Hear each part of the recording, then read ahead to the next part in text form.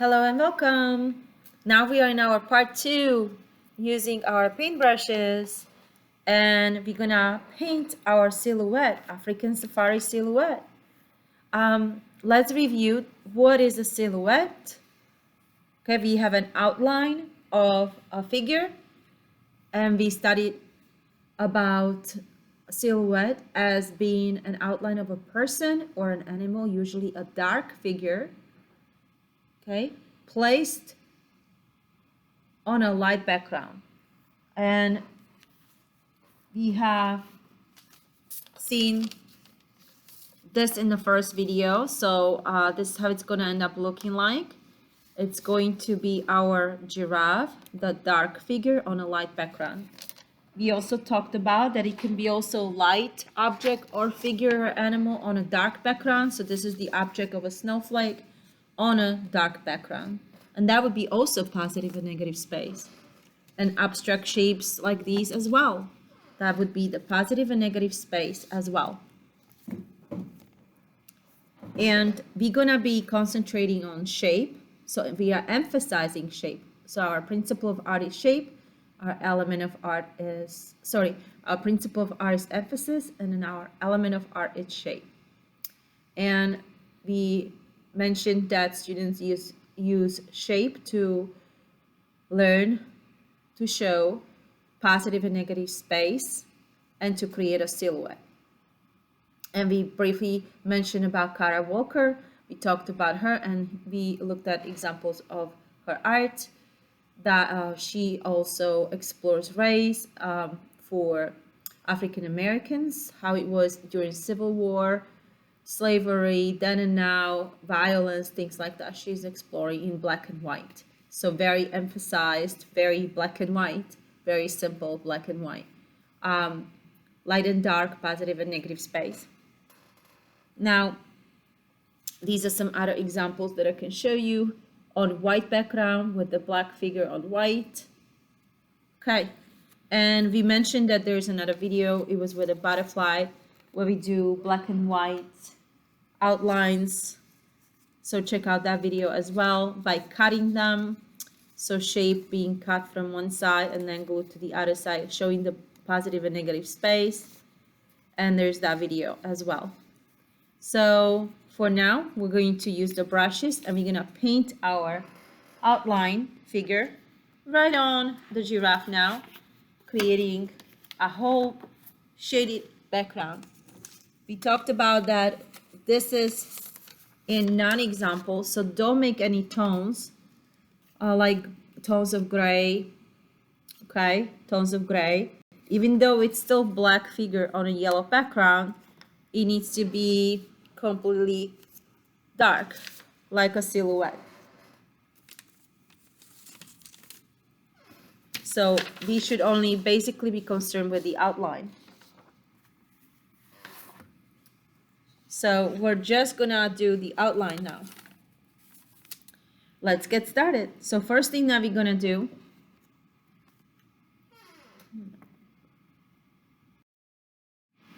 so we talked about in the other lessons, care for our brush. So we are dancing gently our brush on top of the tempera cake, or it can be a watercolor. You can use watercolor just as well. Remember, brush is not a hammer or a jackhammer. We're not scraping into trying to activate it. Scraping it's not gonna make it work. Just add more water when it's dry. If you don't have enough water, it's not gonna work. Make yourself a nice little paddle. Okay, and then the excess water, you're going to grab the brush and push it against the side of the paint to get out any extra moisture, any extra ink and water, so that it's not dripping, okay? And you want to come to a point. So drag the paint across and you're going to have a point that way. You're going to sort of like a sharpening your pencil when you are going around, like sharpening your pencil, but really you're loading the pigment into the brush. So now it's ready. And do the bigger areas. So you can go color in all these areas that we already outlined with the pencil. and do it nice and gentle, but stay within the lines. Okay. If it's hard to stay in the lines and you see that you're going over, grab the smaller brush. Okay. And fill your details like so, very carefully, using the smaller brush.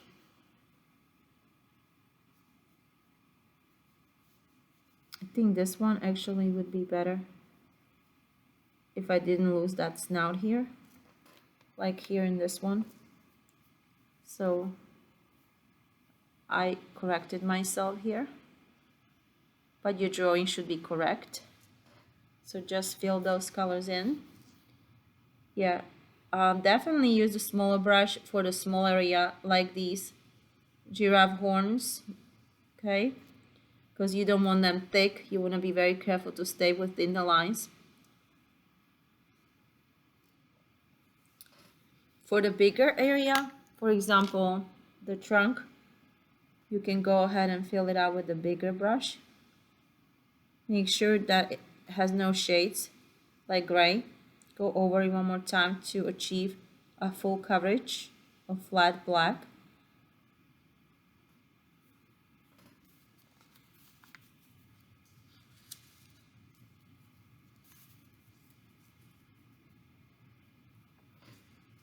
I'm using this big brush for my tail, but if you think you're gonna make it too thick, just try to go down to the smaller brush, because I'm using the very tip and I'm just gliding, starting for the legs on top and then gliding down.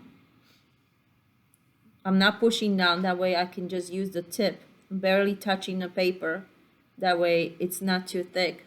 Because if I push down, the line is going to be very thick and it's going to be thicker than my leg.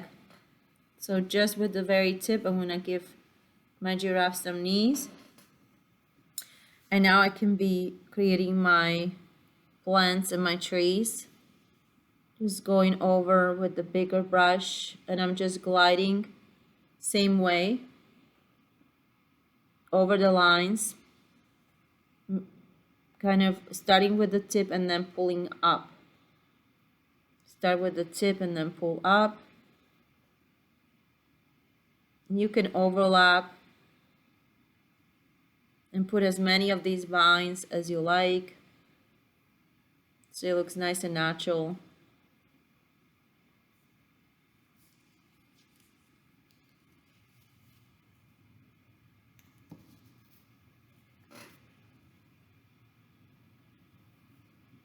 And for the thicker branches, just go over a couple of times, and the trunks, because they're thicker. So you want to have some thicker and thinner branches in for contrast, for interest. Keep reloading your brush. Make sure you have that brush nicely loaded so it flows better. So circulate a couple of times and careful not to drip on your painting.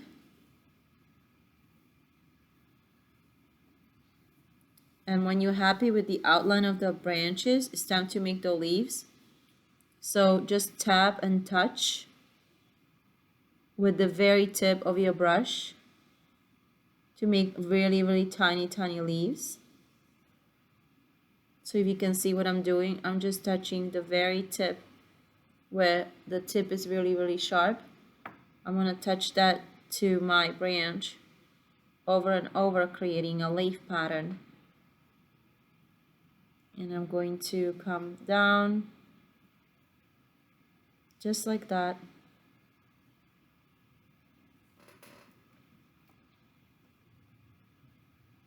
You can of course add some other details, longer leaves into your composition any way you like, whatever looks good on your special painting. It's up to you. Just make sure that everything is covered flat.